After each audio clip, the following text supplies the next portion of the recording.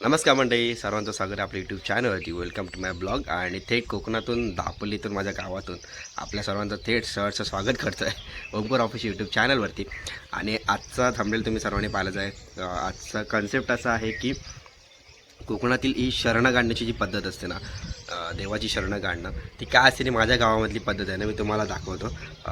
दाखवण्याचा माझा प्रयत्न आहे. ॲक्च्युली बघायला गेला तर शिमगा 10 दिवस 15 दिवस प्रत्येकाच्या गावी असतो. आमच्या घरी सुद्धा 10 दिवसाचा शिमगा होता. शिमगा आता आटोपला, शिमग्याचा लास्टचा दिवस आहे. आणि आत्ता देव सर्वांची जी राहिलेली घरं असतात ती घरं घेतल्यानंतर देव फायनली सानेवरती येऊन थांबला जातो. आणि त्यानंतर शरणं काढल्या जातात. शरणं म्हणजे काय असतं की गावातील काही नेमकी मंडळी आहेत, म्हणजे एक नेमलेली मंडळी आहेत, ती जमिनीमध्ये नारळ लपवला जातो. आणि तो नारळ ना नंतर पालखी सानेवरती येऊन नाचवली जाते.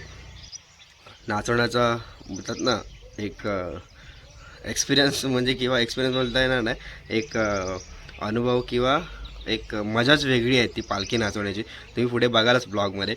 आणि ती पालखी नाचवता नाचवता नंतर आहे ना, पालखीचा जो खूर असतो म्हणजे पालखीचे पाय आहेत ना, ते जेव्हा त्या जमिनीला लागतात, जिथे जमिनीला लागला जातो तिथे असं बोललं जातं की तिथे शरणं निघाली. आणि तिथे खाली तो नारळ लपवलेला बरोबर असतो. मी खूप वेळा अनुभवला आहे. आणि ह्याला शरणं काढणं बोलतात. माझ्या गावामध्ये 2 ठिकाणी शरणं काढली जातात. एक आता दाखवतो पाठीमागेच आहे, आणि एक वरती गडवलेवाडीमध्ये 2 ठिकाणी शरणं काढली जातात. त्यानंतर पालखी आहे नाचवत पूर्ण मंदिरामध्ये नेली जाते. देवाला देवाच्या ठिकाणी ठेवलं जातं. आणि फायनली सर्व पूजा वगैरे आटपून प्रत्येकजण आपापल्या घरी जातो. आणि अशा प्रकारे हा शिमगा सण जो आहे ना, उत्सवामध्ये साजरा केला जातो. एकदम जल्लोषामध्ये साजरा होतो. यावर्षी गावाला होतो, खूप एन्जॉय केला. 3 दिवसाची सुट्टी भेटली होती, खूप एन्जॉय केली 3 दिवस सुट्टी. थोडं आपलं शेड्यूल थोडं वेगळं आहे, नाईट शिफ्ट आणि ते त्याच्यामुळे पण जमत नव्हतं. तरी पण सुद्धा जेवढं भेटलं तेवढं एन्जॉय करून घेतलं. आणि एकसुद्धा ब्लॉग असा येणार आपल्या चॅनलवरती, तो ब्लॉग खूप लेंदी असेल. त्याच्यामध्ये पारंपरिक तमाशा जो आहे ना तो दाखवला जातो, पण तो खूप म्हणजे बोलतात ना भन्नाट, एकदम असा हसवणारा तमाशा असेल. तो नक्की मुंबईकरांनी तर नक्की पाहावा. सो जास्त वेळ नाही घेतात, जाऊया सानेवरती. आणि आता थोडं ऊन पण आहे, ऊन थोडं ओसरलं की मध्ये पालखी आपली शरणं काढण्यासाठी बाहेर काढली जाईल. तो चला फायनली जाऊया आता सानेवरती. आणि ब्लॉग आवडला असेल, ही शिमगा सिरीज आवडली असेल तर एक लाईक तो बनता आहे. कसा वाटला व्हिडिओ नक्की कमेंट करून सांगा. नवीन असं चॅनलला सबस्क्राईब करा. चला जाऊया आता सानेवरती.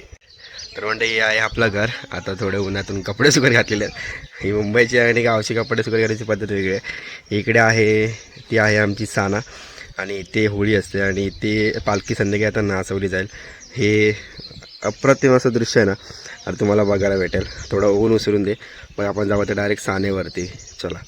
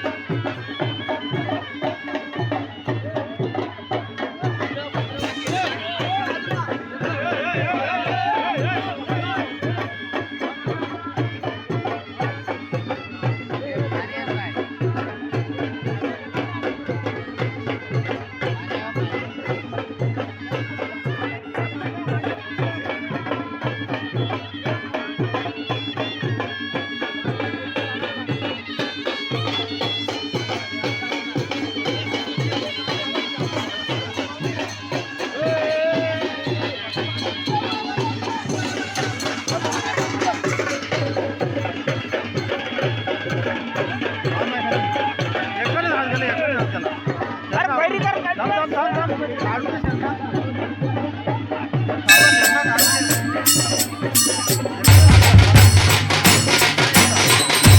फणसाची डालकी रे डालकी, आमच्या देवाची सोन्याची पालखी रे.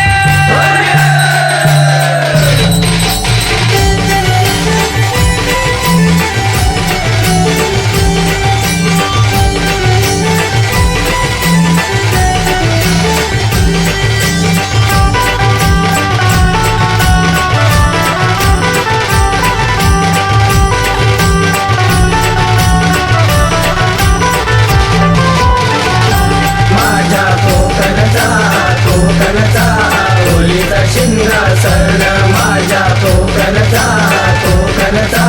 होलीचा शिंगासन. माझ्या गावदेवान कुलदेवाच्या पालखीची शान, माझ्या गावदेवान कुलदेवाच्या पालखीची शान. माझ्या कोकणचा होलीचा शिंगासन, माझ्या कोकणचा होलीचा शिंगासन.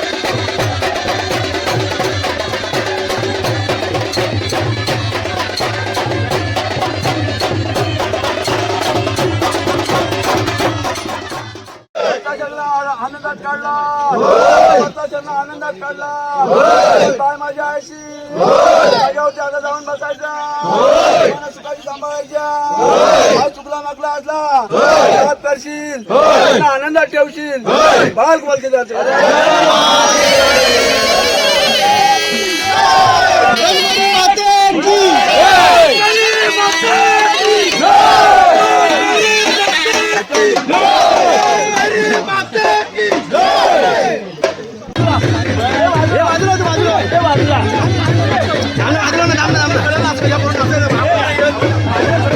हे दिनाचा बाजूला एक मिनिट हे दाम त्यांना नाचून दे